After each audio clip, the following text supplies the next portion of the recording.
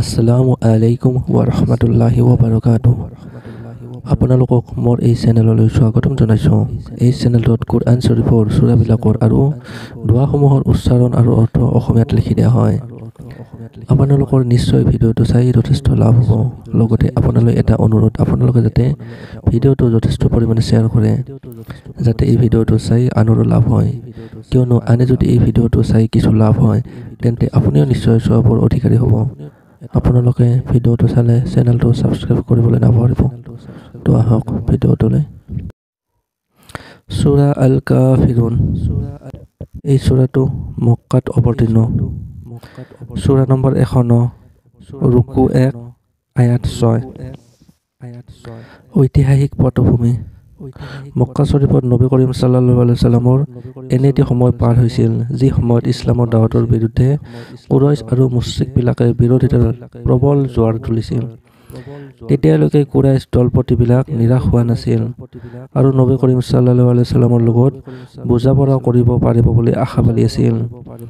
এই আশাৰে সিহঁতে বিভিন্ন ধৰণৰ সন্ধিৰ প্ৰস্তাৱ আগবঢ়াইছিল। সেইবোৰৰ কোনো এটা মানিলে ৰসুল সাল্লাল্লাহু আলাইহি ওয়াসাল্লাম আৰু সিহঁতৰ মাজত হোৱা বিসম্বাদবোৰ ওৰ পৰিব। এয়াই আছিল এই প্ৰচেষ্টাৰ মূল লক্ষ্য। এই বিষয়ে হাদিছত বহু বৰ্ণনা উদ্ধৃত হৈছে। হযৰত আব্দুল্লাহ ইবনে আব্বাছ ৰাদিয়াল্লাহু আনহুৰ বৰ্ণনা মতে, কুৰাইশবিলাকে নবী কৰিম সাল্লাল্লাহু আলাইহি ওয়াসাল্লামক কৈছিল, আমি আপোনাক ইমান ধন দিম যে আপুনি মক্কাৰ আটাইতকৈ ধনী হৈ পৰিব। আপোনাৰ পছন্দ অনুযায়ী যিকোনো কুমাৰী ছোৱালী আপোনাৰ লগত বিবাহ দিম। আমি আপোনাৰ নেতৃত্ব মানিবলৈ সাজু আছোঁ, কিন্তু চৰ্ত হ'ল আপুনি আমাৰ উপাস্যবোৰৰ বিৰোধিতা কৰিব নোৱাৰিব আৰু ইহঁতৰ দোষ ত্ৰুটি উলিয়াব নোৱাৰিব। কোনো বৰ্ণনাত পোৱা মতে আন এটি প্ৰস্তাৱ হ'ল, এবছৰ আপুনি আমাৰ উপাস্য লাট আৰু উজ্জাৰ উপাসনা কৰক আৰু এবছৰ আমিও আপোনাৰ প্ৰভুৰ উপাসনা কৰিম। সিহঁতে ভাবিছিল এইদৰে কটাকটি কৰি থাকিলে শেষত দুয়ো পক্ষৰ মাজত কিবা এটা বুজা পৰা হ'ব। এই পৰিপ্ৰেক্ষিততে এই সূৰাটো নাজিল হৈ সিহঁতৰ সকলো আশাৰ মূৰত চেঁচা পানী ঢালিলে। ৰসুল সাল্লাল্লাহু আলাইহি ওয়াসাল্লামে এই সূৰাটোক কেনে গুৰুত্ব দিছিল হাদিছ দুটাৰ পৰাই অনুমান কৰিব পাৰি।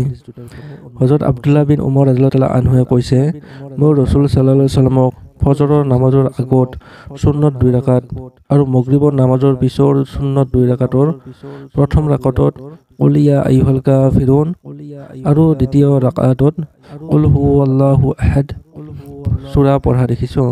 হযৰত খাব্বাব ৰাদিয়াল্লাহু আনহুৱে কৈছে, নবী কৰিম সাল্লাল্লাহু আলাইহি ওয়াসাল্লামে মোক কৈছিল, যেতিয়া তুমি ৰাতি শুবলৈ যোৱা, বিচনাত কুল ইয়া আইয়ুহাল কাফিৰুন সূৰাটো পঢ়িবা। হুজুৰ সাল্লাল্লাহু আলাইহি ওয়াসাল্লামে শুৱাৰ আগতে এই সূৰাটো পাঠ কৰিছিল। বিসমিল্লাহিৰ ৰহমানিৰ ৰহিম। কুল ইয়া আইয়ুহাল কাফিৰুন লা আ'বুদু মা তা'বুদুন ওয়ালা আনতুম আবিদুনা মা আ'বুদু ওয়ালা আনা আবিদুম মা আবাদতুম ওয়ালা আনতুম আবিদুনা মা আ'বুদু লাকুম দীনুকুম ওয়ালিয়া দীন।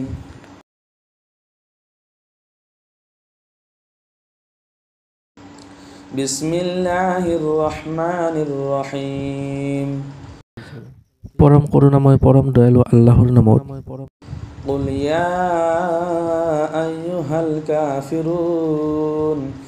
হে নবী কোৱা, হে অবিশ্বাসকাৰীবিলাক, লা আ'বুদু মা তা'বুদুন। তোমালোকে যাৰ উপাসনা কৰা, মই তাৰ উপাসনা নকৰোঁ। ওয়ালা আনতুম আবিদুনা মা আ'বুদু। আৰু মই যাৰ উপাসনা কৰোঁ, তোমালোকে তেওঁৰ উপাসনা নকৰা। ওয়ালা আনা আবিদুম মা আবাদতুম। তোমালোকে যাক উপাসনা কৰিছা, মই তাৰ উপাসক নহওঁ। ওয়ালা আনতুম আবিদুনা মা আ'বুদু। আৰু মই যাক উপাসনা কৰোঁ, তোমালোক তেওঁৰ উপাসক নোহোৱা। লাকুম দীনুকুম ওয়ালিয়া দীন। তোমালোকৰ বাবে তোমালোকৰ ধৰ্ম আৰু মোৰ বাবে মোৰ ধৰ্ম।